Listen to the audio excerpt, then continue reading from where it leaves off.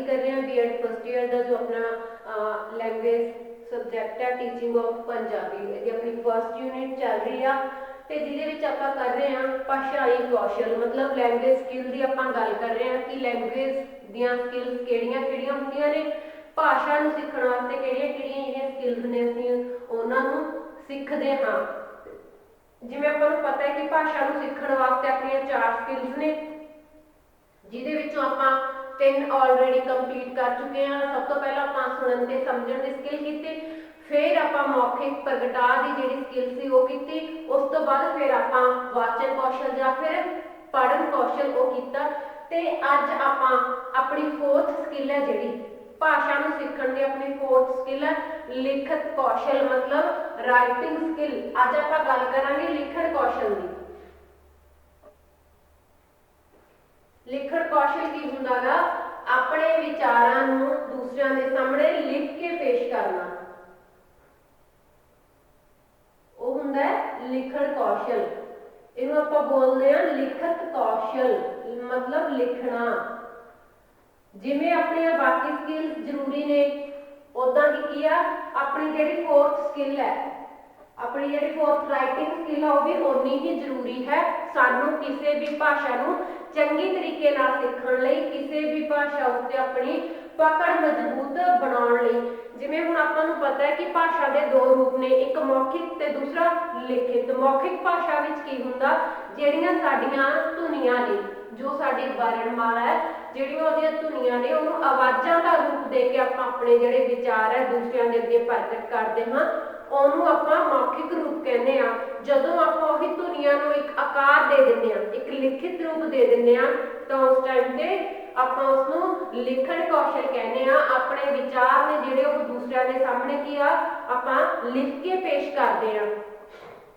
ਜਿਹੜਾ ਮੌਖਿਕ ਰੂਪ ਹੈ ਭਾਸ਼ਾ ਦਾ ਉਹਨੂੰ ਮੂਲ ਰੂਪ ਮੰਨਿਆ ਗਿਆ ਹੈ ਕਿਉਂਕਿ ਜਦੋਂ ਲਿਪੀ ਦੀ ਖੋਜ ਨਹੀਂ ਹੋਈ ਸੀ ਸਾਡੀ ਲਿਪੀ ਨਹੀਂ ਬਣਾਈ ਗਈ ਸੀ ਉਦੋਂ ਤੱਕ ਕੀ ਸੀ ਜਿਹੜੇ ਵਿਚਾਰਾਂ ਦਾ ਆਦਾਨ ਪ੍ਰਦਾਨ ਹੈ ਉਹ ਸਿਰਫ ਕੀ ਆ ਬੋਲ ਕੇ ਕੀਤਾ ਜਾਂਦਾ ਸੀ ਇੱਕ ਦੂਸਰੇ ਨੂੰ ਜਿਹੜੇ ਆਪਣੇ ਵਿਚਾਰ ਸੀ ਆਪਣੀਆਂ ਫੀਲਿੰਗਸ ਨੇ ਉਹ ਬੋਲ ਕੇ ਦੱਸੀਆਂ ਜਾਂਦੀਆਂ ਸੀ ਫਿਰ ਉਸ ਤੋਂ ਬਾਅਦ ਚਿੱਤਰ ਲਿਪੀ ਆਈ ਫਿਰ ਗੰਢ ਲਿਪੀ ਆਈ ਇਸ ਕਰਕੇ ਹੌਲੀ ਹੌਲੀ ਵਧਦੇ ਸਾਡੀ ਲਿਪੀ ਦਾ ਵਿਕਾਸ ਹੋਇਆ ਆਪਾਂ ਇੱਥੇ ਪੰਜਾਬੀ ਦੀ ਗੱਲ ਕਰ ਰਹੇ ਹਾਂ ਫਿਰ ਆਪਣੀ ਪੰਜਾਬੀ ਦੀ ਜਿਹੜੀ ਗੁਰਮੁਖੀ ਲਿਪੀ ਆ ਉਸ ਦਾ ਵਿਕਾਸ ਹੋਇਆ ਤੇ ਜਿਹੜੀਆਂ ਅਸੀਂ ਆਵਾਜ਼ਾਂ बोलते थे धुनियां नूं जिहड़ियां आवाज़ां दित्तियां सी फिर असीं धुनियां नूं की कीता एक आकार दे रूप विच लैके आए उस धुनियां नूं आपां लिखना स्टार्ट कीता फिर ओह लिखत भाषा बन गई ते उस लई सानूं लिखत कौशल है जिहड़ा राइटिंग दी स्किल है जिहड़ी ओह सीखणी जिहड़ी बहुत जरूरी है क्योंकि जदों तक सानूं राइटिंग दी स्किल नहीं आउगी तां असीं सही अर्थां विच जिहड़ी राइटिंग आ ओह नहीं कर सकदे लिखन एक कला है लिखना एक कला है जिस लिए सानू की आ प्रैक्टिस की जरूरत हुंदी है इस विच हथ ते काम दोने इकट्ठे काम करते हैं सानू नाल अखां ते हथ लिख रहे हुंदे आपां नाल उहनूं देख के लिखिया जांदा गा ठीक है बिना देखे किसी भी चीज़ नूं लिखना आपां सही तरीके नाल नहीं लिख सकते इसलिए लिखण समय की आ अखां ते साडे जिहड़े हत्थ ओह बराबर काम कर रहे हुंदे ने लिखण दी किरिया नूं रचनात्मक किरिया मन्निया गया है इस करके जो मौखिक रूप आ भाषा ओहदे नालों लिखित रूप आ जिहड़ा थोड़ा औखा मन्निया जांदा क्योंकि ये अखरां की पहचान शब्दों की जी बनतर है वाकां की जी बनतर है वह ध्यान में रखनी बहुत ज़्यादा जरूरी है वो मौखिक आप सिर्फ उन्होंने आवाज़ देंगे पर ये नाल आकार भी आपको देना पैंदा धुनियां नूं इस करके जिहड़ा ये रचनात्मक रूप मन्निया जाता भाषा का तो ये प्रैक्टिस की सानूं ज़्यादा लोड़ पैंदी है ये सानूं अभ्यास की जिहड़ी ज़्यादा जरूरत पैंदी है पर लिखण का और पढ़न का काम है जदों नालों नाल हो रहे हुंदे ने तां असीं दोने चीज़ां जिहड़ियां नालों नाल सिखदे जांदे आ स्कूल विच भी एवें हुंदा है कि जदों आपां बच्चे नूं पढ़न पाउने आ तां उहनूं पहला बुक्स ते चित्र वगैरह दिखा के उन्हां दी जानकारी दित्ती जांदी है फिर जदों बच्चा बोलना सीख जाता उसकी पहचान कर लैंदा उस तो बाद क्या नाल दी नाल कि उहनूं ਉਹੀ ਚੀਜ਼ਾਂ ਦੀ ਜਿਹੜੇ ਲਿਖਣਾ ਸਿਖਾਇਆ ਜਾਂਦਾ। ਇਸ ਕਰਕੇ ਬੱਚੇ ਨੂੰ ਓਨਾ ਕੁ ਪੜ੍ਹਾਇਆ ਜਾਂਦਾ ਹੈ, ਪੜ੍ਹਨਾ ਸਿਖਾਇਆ ਜਾਂਦਾ ਤੇ ਓਨਾ ਕੀ ਹੀ ਨਾਲ ਉਹਨੂੰ ਲਿਖਣਾ ਸਿਖਾ ਦਿੱਤਾ ਜਾਂਦਾ ਹੈ। ਤਾਂ ਇਹ ਸੀ ਆਪਣੀ ਲਿਖਤ ਕੌਸ਼ਲ ਦੀ ਗੱਲ ਕਿ ਲਿਖਤ ਕੌਸ਼ਲ ਕੀ ਹੁੰਦਾ। ਅੱਗੇ ਆਪਾਂ ਕਰਾਂਗੇ ਲਿਖਤ ਕੌਸ਼ਲ ਦਾ ਮਹੱਤਵ ਕਿ ਸਾਡੀ ਜ਼ਿੰਦਗੀ ਵਿੱਚ ਲਿਖਣ ਕੌਸ਼ਲ ਦਾ ਕੀ ਮਹੱਤਵ ਹੈ।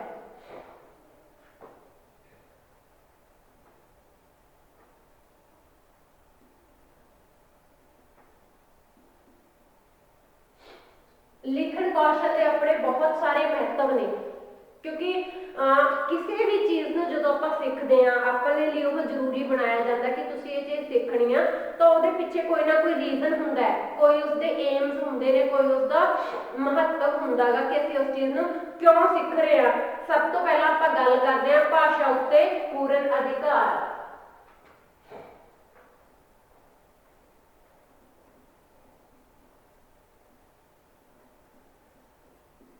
ਭਾਸ਼ਾ ਉੱਤੇ ਪੂਰਨ ਅਧਿਕਾਰ।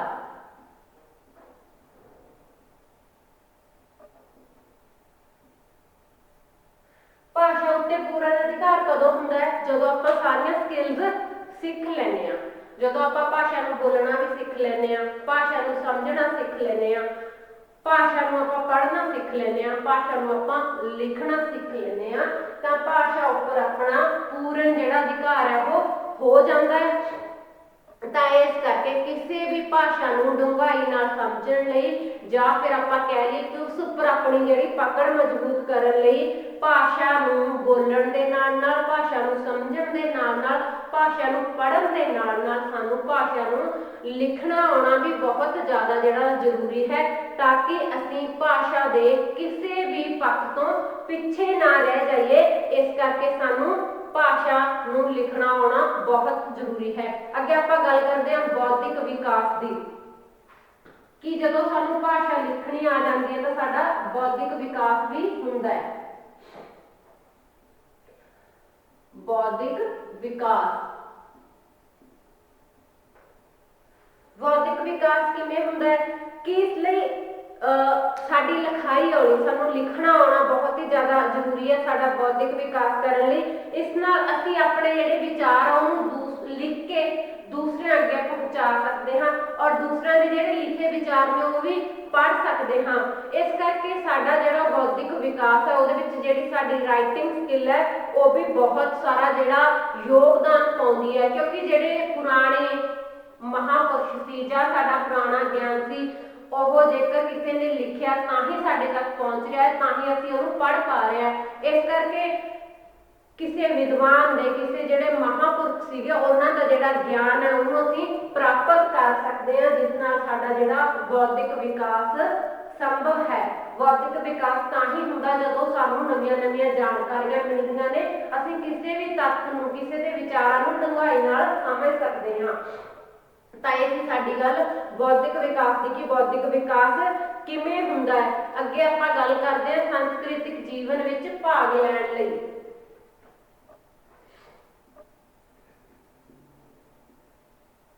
ਸੰਸਕ੍ਰਿਤਿਕ ਜੀਵਨ ਵਿੱਚ ਭਾਗ ਲੈਣ ਲਈ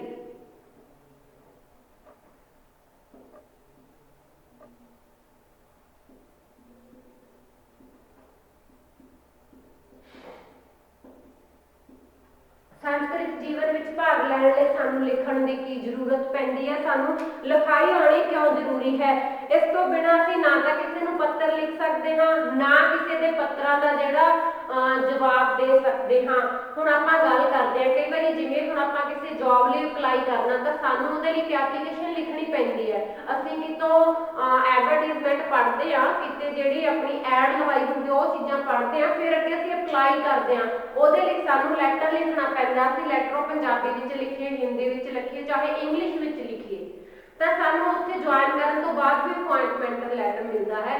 ਜਾਂ ਫਿਰ ਅਸੀਂ ਕਿਸੇ ਹੋਰ ਜਿਹੜਾ ਆਪਾਂ ਕਹਿ ਦਈਏ ਰਸਮੀ ਜਾਂ ਗੈਰ ਰਸਮੀ ਕੋਈ ਜ਼ਰੂਰੀ ਇਹੋ ਜਿਹੇ ਥਾਂ ਹੁੰਦੇ ਨੇ ਜਿੱਥੇ ਸਾਨੂੰ ਪੱਤਰ ਲਿਖਣ ਦੀ, ਜਿਹੜੇ ਚਿੱਠੀ ਪੱਤਰ ਲਿਖਣੇ ਜ਼ਰੂਰੀ ਹੋ ਜਾਂਦੇ ਨੇ। ਤਾਂ ਇਸ ਕਰਕੇ ਸੰਸਕ੍ਰਿਤਿਕ ਜੀਵਨ ਵਿੱਚ ਭਾਗ ਲੈਣ ਲਈ ਸਾਨੂੰ ਜਿਹੜਾ ਚਿੱਠੀ ਪੱਤਰ ਲਿਖਣਾ ਆਉਣਾ ਬਹੁਤ ਜ਼ਿਆਦਾ ਜ਼ਰੂਰੀ ਹੈ। ਇਹ ਸਿਰਫ ਇਕੱਲੇ ਆਪਾਂ ਜੌਬ ਦੀ ਗੱਲ ਨਹੀਂ ਕਰ ਸਕਦੇ, ਇੱਥੇ ਹੋਰ ਵੀ ਬਹੁਤ ਸਾਰੇ ਜਿਹੜੇ ਮੌਕੇ ਆਉਂਦੇ ਨੇ ਸਾਨੂੰ चिट्ठी पत्र लिखण की जरूरत पैंदी है। पहले जमाने में की हुंदा सीगा, सिर्फ चिट्ठी पत्रां नाल काम करदे सी, सुख सुनेहे जिहड़े पत्रां राहीं भेजे जांदे सीगे।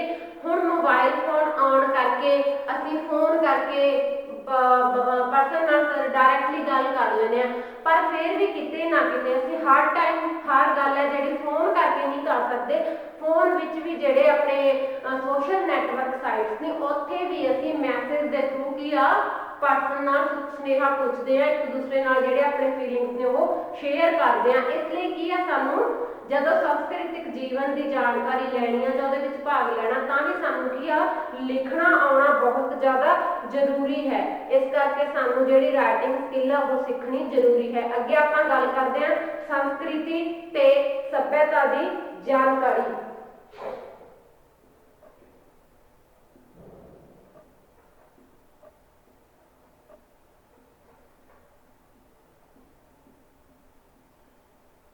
संस्कृति ते सभ्यता की जानकारी।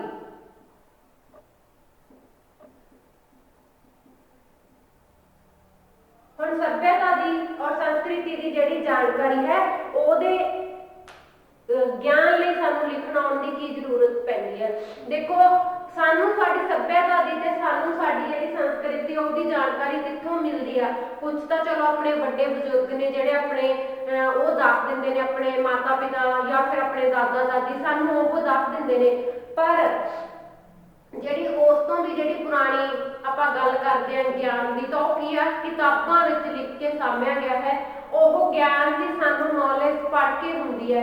ਉਹ ਸਾਡੇ ਤੱਕ ਗਿਆਨ ਤਾਂ ਹੀ ਪਹੁੰਚਦਾ ਹੈ ਜੇਕਰ ਉਸ ਨੂੰ ਲਿਖਿਆ ਗਿਆ ਹੈ। ਇਸ ਕਰਕੇ ਸੰਸਕ੍ਰਿਤੀ ਤੇ ਜਿਹੜੀ ਸੱਭਿਅਤਾ ਦੀ ਜਾਣਕਾਰੀ ਜੇ ਅਸੀਂ ਸੰਜੋ ਕੇ ਰੱਖਣੀ ਹੈ ਸਾਡੀਆਂ ਅਗਲੀਆਂ ਪੀੜ੍ਹੀਆਂ ਤੱਕ ਪਹੁੰਚਾਉਣੀ ਹੈ ਤਾਂ ਸਾਨੂੰ ਲਿਖਤ ਕੌਸ਼ਲ ਆਉਣਾ ਬਹੁਤ ਜ਼ਿਆਦਾ ਜ਼ਰੂਰੀ ਹੈ, ਕਿਉਂਕਿ ਅਸੀਂ ਪੁਰਾਣੇ ਜਿਹੜੀ ਸੰਸਕ੍ਰਿਤੀ ਸੱਭਿਅਤਾ ਦੀ ਜਾਣਕਾਰੀ ਕਿਤਾਬਾਂ 'ਚੋਂ ਲੈ ਰਹੇ ਹਾਂ ਤੇ ਇਸੇ ਹੀ ਤਰ੍ਹਾਂ ਜਿਹੜੀਆਂ ਅੱਗੇ ਆਉਣ ਵਾਲੀਆਂ ਪੀੜ੍ਹੀਆਂ ਨੇ ਜਿਹੜੀ ਹੁਣ ਦੀ ਸੰਸਕ੍ਰਿਤੀ ਹੈ ਉਹਦੀ ਜਿਹੜੀ ਜਾਣਕਾਰੀ ਉਹ ਕਿਤਾਬਾਂ ਵਿੱਚੋਂ ਵੀ ਲੈ ਸਕਣਗੇ। ਇਸ ਕਰਕੇ ਸਾਨੂੰ ਜਿਹੜੀ ਰਾਈਟਿੰਗ ਸਕਿੱਲ ਹੈ ਉਸ ਦੀ ਨੌਲੇਜ ਰੱਖਣੀ ਬਹੁਤ ਜ਼ਿਆਦਾ ਜ਼ਰੂਰੀ ਹੈ। हर एक पर्सन जिहड़ा लिखाई की कल है जिहड़ी लिखना गा वो बहुत ज़्यादा जरूरी है। अगे आपां गल करते हाँ विचारां ते चिंतन करन लई।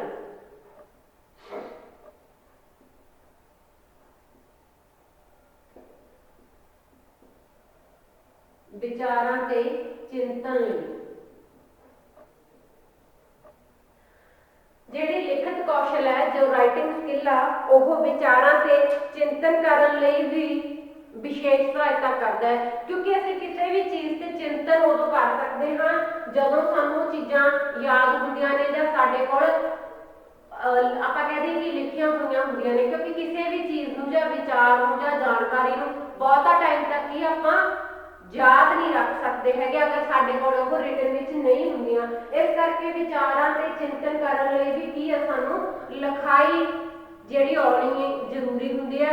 असीं जो भी कुछ सोच रहे हैं जो भी चीज़ां एनालाइज कर रहे हैं असीं नाल दी नाल उहनूं लिख के रख सकते हैं तां जो असीं शुरू तो लैके एंड तक असीं किसी विचार ते की चिंतन कीता उसकी जिहड़ी नॉलेज है सानूं याद रहे, सानूं उसकी जानकारी है जिहड़ी समय सिर मिलती रहे। अगे आपां गल करते हैं सेहत लई वधिया।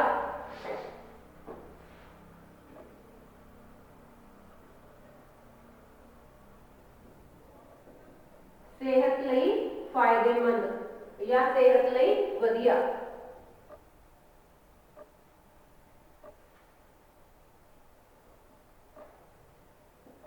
हुण राइटिंग स्किल है वह भाषाई कौशल है, पर वह साडी सेहत नाल की संबंध है, साडी सेहत उहदे नाल किवें वधिया रह सकती है।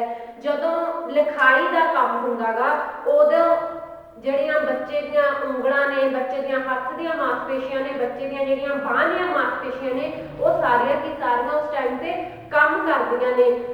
जदों बच्चा लिखता है तो उसकी एक्सरसाइज भी आप कह सकते हैं कि लिखण नाल एक्सरसाइज भी हो सकती है। हत्थ उंगलां ये मांसपेशियां के नाल बच्चे का की है जिहड़ा दिमाग है उसकी भी कसरत होंदी है उस टाइम ते असीं कह सकते हैं कि बच्चे दीयां जिहड़ियां मांसपेशियां ने वो मजबूत बनदियां ने। इस करके ये सेहत लई भी जिहड़ी लिखण दा कौशल है ਉਹ ਸਾਨੂੰ बहुत फायदेमंद ਹੁੰਦਾ है। ਅੱਗੇ ਆਪਾਂ ਗੱਲ ਕਰਦੇ ਹਾਂ याद शक्ति ਬੰਦੇ ਦੀ ਜਿਹੜੀ सीमित है, ਜਿਹੜਾ ਗਿਆਨ है ਉਹ लिख के ही किया दूजिਆਂ तक पहुँचाया जा सकता है पीढ़ी दर पीढ़ी। गल करते हैं ਆਪਾਂ ਗਿਆਨ ਸਾਂਭਣ ਵਿੱਚ सहायक।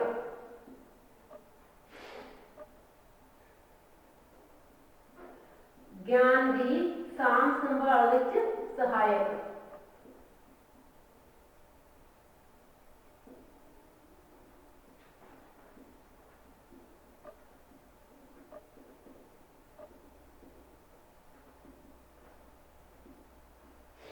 ਹੁਣ देखो ज्ञान की साਂਭ संभाल ਵਿੱਚ सहायक ਇਹ ਆਪਾਂ ਗਿਆਨ ਨੂੰ ਲਿਖ ਕੇ ਉਹਦੀਆਂ ਕਿਤਾਬਾਂ ਉਹਦੇ ਗ੍ਰੰਥ ਬਣਾ ਕੇ ਰੱਖ ਦਿੰਦੇ ਆ ਤਾਂ ਜੋ ਸਾਡੀਆਂ ਆਉਣ ਵਾਲੀਆਂ ਪੀੜ੍ਹੀਆਂ ਨੂੰ ਇਹਦੀ ਜਾਣਕਾਰੀ ਰਹੇ।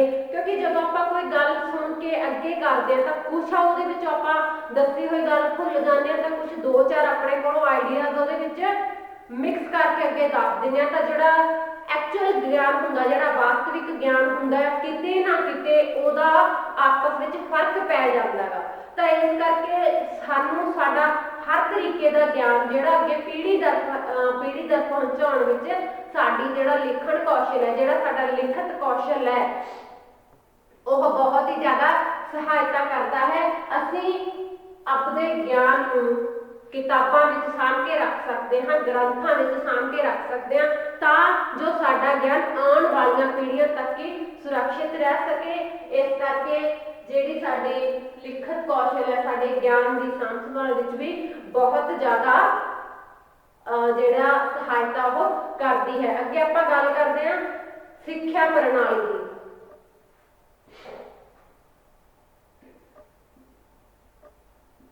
साडी जो सिक्ख्या प्रणाली है वो की आ लिखत कौशल से आधारित है किते ना किते। बच्चे नूं सारा साल पढ़न पिछों ओदी जिहड़ी वैल्यूएशन हुंदी है ओदा जिहड़ा एक नतीजा कढना हुंदा बच्चे दा वो की आ एक अपनी ਪ੍ਰੀਖਿਆ ਲਈ ਜਾਂਦੀ ਆ ਜਿਹਦੇ ਵਿੱਚ ਬੱਚੇ ਤੋਂ ਲਿਖਵਾਇਆ ਜਾਂਦਾ ਹੈ। ਤਾਂ ਇਸ ਕਰਕੇ ਜਿਹੜੀ ਸਾਡੀ ਸਿੱਖਿਆ ਪ੍ਰਣਾਲੀ ਹੈ ਉਹ ਵੀ ਕਾਸ ਤੇ ਆਧਾਰਿਤ ਹੈ अपने लिखण कौशल से आधारित है। बच्चों ने साल विच 2 बारी या फिर 3 बारी उन्होंने परीक्षा ली जाती है बच्चों का मूल्यांकन करने वास्ते कि बच्चे जो पढ़ रहे हैं किन्ना उस चीज़ को समझ रहे हैं किन्ना उस चीज़ को सीरियसली लै रहे हैं। इस करके की आ साडी सिक्ख्या प्रणाली विच भी जिहड़ा साडा लिखण कौशल उसका बहुत ज़्यादा महत्व है। अगे आपां गल करते हैं स्वै प्रगटा स्वै प्रगटावे की गल करते हैं।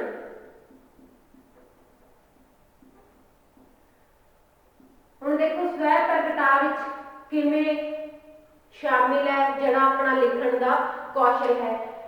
कई बच्चे होंदे ने कि बहुत ही ज़्यादा संगाऊ होंदे ने उन्होंने बहुत ही ज़्यादा आपां कह लईए कि हैजिटेशन होंदी है काफ़ी लोगों के जिहड़ी अपनी गल करन तो आपां गल करदे आपां क्लास का एक उदाहरण लै लैंदे ने। क्लास में हर तरीके के बच्चे तुहानूं मिलणगे। कुछ बच्चे इहो जिहे होणगे बिना कहे भी हर एक जिहड़ी एक्टिविटी उहदे विच पार्टिसिपेट करनगे। कुछ बच्चे इहो जिहे होणगे अगर आपां उन्हां नूं मोटिवेट करिए तो एक्टिविटी विच की आ पार्टिसिपेट करते हैं। कुछ बच्चे इहो जिहे हुंदे ने कहण के बावजूद भी की आ ओह पार्टिसिपेट नहीं कर पाते। उन्हां दा मन कर रहा हुंदा पार्टिसिपेट करन नूं बट उन्हां विच संग ही इन्नी हुंदी है कि पार्टिसिपेट नहीं कर सकते। इस करके इहो जिहे जिहड़े बच्चे ने उन्हां नूं अपने विचार प्रगट करन लई जिहड़ा अपना लिखण कौशल है वो बहुत ज़्यादा हैल्प करता बहुत ज़्यादा सहायता करता है। वो अपने विचार लिख के दूसरे अगे पेश कर सकते हैं क्योंकि हर एक बच्चे विच ये कला नहीं होंदी कि वह मंच से बोल सके या 10 या 15 या 20 लोगों के विच खड़ा होकर बोल सके। तो उत्थे की उहदा जिहड़ा लिखण कौशल है वो सहायता करता है। वो विचार अपने लिख के दूजे सामने प्रकट कर दिंदा है। कोई सैकेंड परसन की उन्होंने बोल के सबनूं की है जिहड़ा सुना दिंदा है। इस करके जिहड़ा लिखण कौशल है साडा स्वै प्रगटावे का भी बहुत वड्डा जिहड़ा सहायक है। तो एक तां सीगे अपने लिखण कौशल की हुंदा और उसदे की महत्व ने। इस तो बाद आपां कर रहे हां कि जिहड़ा लिखण कौशल है उहनूं असीं किवें सीख सकदे हां। आपां करांगे लिखना सिखाउण दीआं विधियां।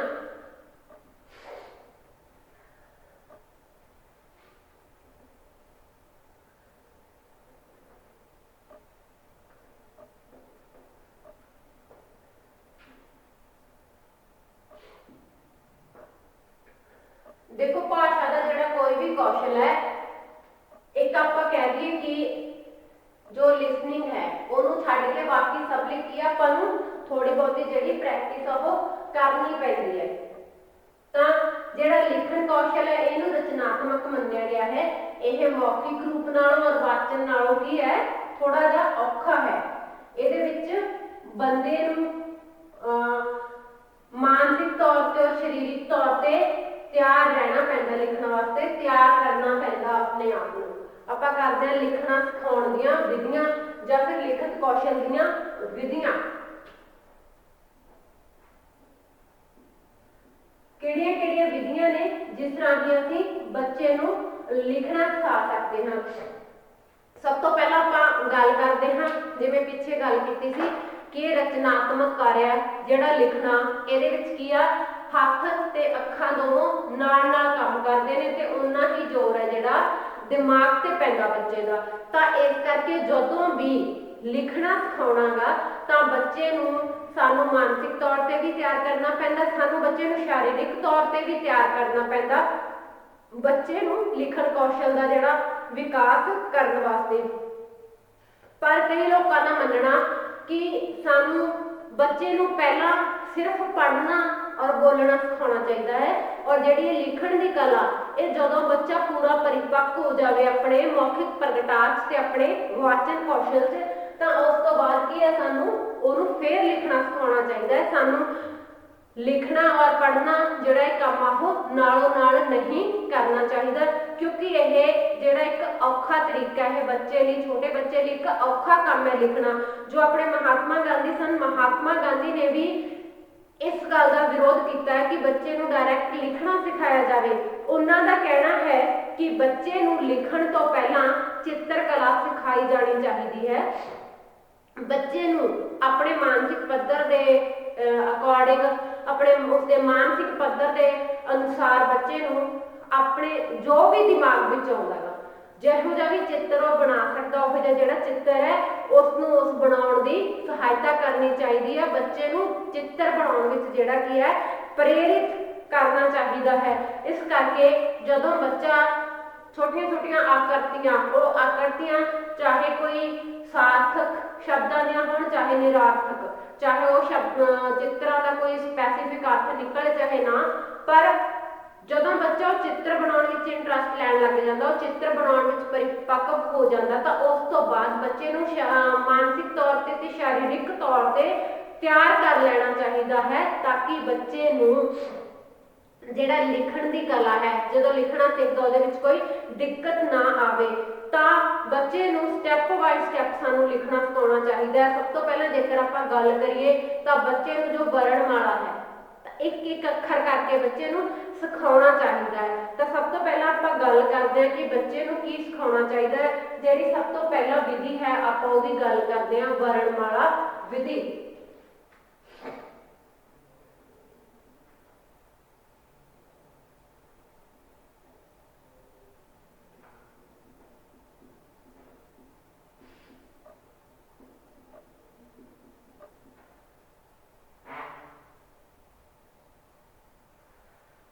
ਸਾਨੂੰ ਬੱਚੇ ਨੂੰ ਜਿਹੜੀ ਰਾਈਟਿੰਗ ਕਰਨ ਦਾ ਤਰੀਕਾ ਹੈ, ਬੱਚੇ ਨੂੰ ਲਿਖਣ ਦਾ ਤਰੀਕਾ, ਉਹ ਕਿੱਥੋਂ ਸਿਖਾਉਣਾ ਚਾਹੀਦਾ। ਸਾਨੂੰ ਉਹ ਤਰੀਕਾ ਜਿਹੜਾ ਹੈਗਾ ਗਾ ਬੱਚੇ ਨੂੰ ਵਰਣਮਾਲਾ ਜਿਹੜੀ ਵਿਧੀ ਹੈ ਉਹ ਤੋਂ ਸਟਾਰਟ ਕਰਨਾ ਚਾਹੀਦਾ ਹੈ। ਬੱਚੇ ਨੂੰ 35 ਅੱਖਰੀ ਤੋਂ ਜਿਹੜੀ ਸਟਾਰਟਿੰਗ ਹੈ ਉਹ ਕਰਨੀ ਚਾਹੀਦੀ ਹੈ।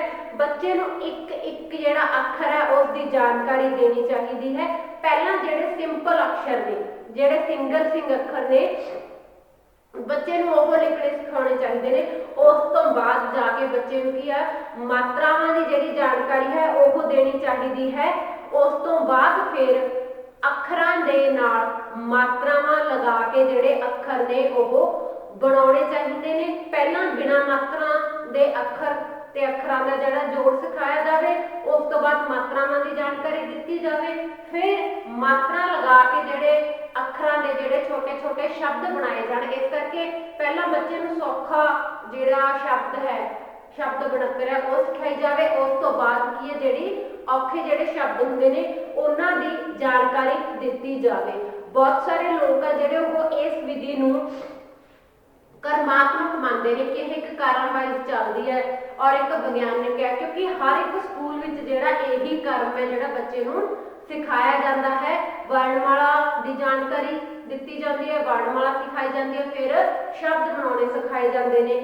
पर ਜਿਹੜੇ ਆਪਣੇ ਵਿਗਿਆਨਿਕ ਨੇ ਉਹ ਇਸ ਵਿਧੀ ਨੂੰ ਮਨੋਵਿਗਿਆਨਿਕ ਨਹੀਂ ਮੰਨਦੇ। ਉਹਨਾਂ ਦਾ ਮੰਨਣਾ ਹੈ ਕਿ ਜੋ ਬੱਚੇ ਨੇ ਉਹ ਅਧਿਆਪਕ ਦੇ ਡਰ ਕਾਰਨ ਵੀ ਹੋ ਸਕਦਾ ਹੈ ਜਾਂ ਫਿਰ ਇੱਕ ਮਜਬੂਰੀ ਵਿੱਚ ਵੀ ਜਿਹੜੀਆਂ ਇਹ ਚੀਜ਼ਾਂ ਨੇ ਉਹ ਲਿਖਦੇ ਰਹਿੰਦੇ ਨੇ। ਪਰ ਕਈ ਵਾਰ ਕੀ ਹੈ, ਬਹੁਤ ਸਾਰੇ ਬੱਚਿਆਂ ਦੀ ਜਿਹੜੀ ਦਿਲਚਸਪੀ ਹੈ ਉਸ ਟਾਈਮ ਤੇ ਉਦੋਂ ਨਹੀਂ ਹੁੰਦੀ। ਇਸ ਕਰਕੇ ਜਿਹੜੀ ਇਹ ਵਿਧੀ ਹੈ ਇਹਨੂੰ ਕੋਈ ਬਹੁਤਾ ਮਨੋਵਿਗਿਆਨਿਕ ਨਹੀਂ ਮੰਨਿਆ ਗਿਆ। ਤਾਂ ਬੱਚਿਆਂ ਨੂੰ ਜਿਹੜਾ ਇੰਟਰਸਟਿੰਗ ਵੇ ਨਾਲ ਸਾਨੂੰ ਇਹ ਜਿਹੜੀ ਲਿਖਣ ਕਲਾ ਇਹ ਸਿਖਾਉਣੀ ਚਾਹੀਦੀ ਹੈ। ਜਿਵੇਂ ਮਹਾਤਮਾ ਗਾਂਧੀ ਨੇ ਕਿਹਾ ਸੀ ਪਹਿਲਾਂ ਚਿੱਤਰਕਲਾ ਦੀ ਸ਼ੁਰੂਆਤ ਨਾਲ ਜਿਹੜੀ ਇਹ ਸਾਰਾ ਕੁਝ ਸਿਖਾਉਣਾ ਚਾਹੀਦਾ ਹੈ। ਤੇ ਅੱਗੇ ਆਪਾਂ ਗੱਲ ਕਰਾਂਗੇ ਜਿਹੜੀ ਦੂਸਰੀ ਵਿਧੀ ਆ ਉਹ ਕੀ ਆ, ਅੱਖਰ ਜੂਟ ਵਿਧੀ।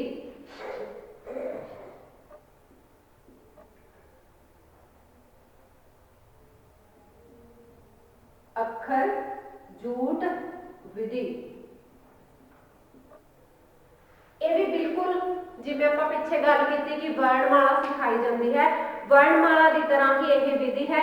ये की है एक एक अखर की बच्चे को जानकारी दी जाती है। सारी की सारी वर्णमाला इसे ही तरीके नाल जिहड़ी सिखाई जाती है।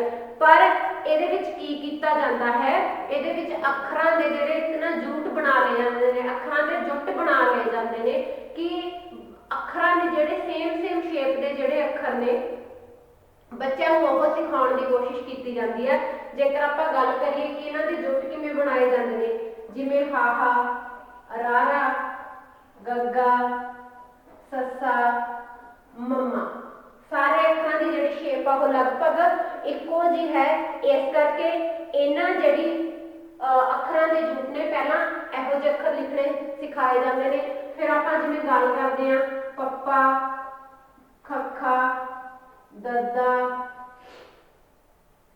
तद्दा, जिहड़े इहो जिहे अखर ने फिर जिहड़े इह अखर सिखाए जाते हैं बच्चे की सहूलियत लई, ताकि बच्चे दे जिहड़े हथ का काम है वह पहला इक्को जिहे अखरां ते चले और फिर उस तो बाद दूसरे अखरां ते चले। जिवें आपां होर गल कर सकते हां नन्ना, ठट्ठा, ये जिहड़े अखर ने ये सारे के सारे की आ इक्को ही तरीके के जिहड़े अखर ने इक्को ही शेप के अखर कह सकते हैं लल्ला। ते इस तरीके नाल जिहड़ी साडी अखर जूट विधि आ वो बना लई जाती है। तां ये तां सीगी अपनी गल अखर जूट विधि दी कि अखर जूट, पर इहनूं भी कोई बहुता वधिया नहीं मन्निया गया हैगा गा। ते अपने अज दे लैक्चर विच आपां जिहड़ियां विधियां कर रहे ने कंप्लीट आपां नैक्सट लैक्चर विच करांगे। अज दा जिहड़ा लैक्चर अपना ਇੱਥੇ ही कंप्लीट हो रहा है। नैक्सट लैक्चर विच आपां जो भी विधियां रहियां आपां इस विधि तो भी अगे कंटिन्यू करते हैं अपना लैक्चर। तां बाकी दी जिहड़ियां विधियां ने नैक्सट लैक्चर विच इस लैक्चर को ਇੱਥੇ ही आपां खत्म करते हैं।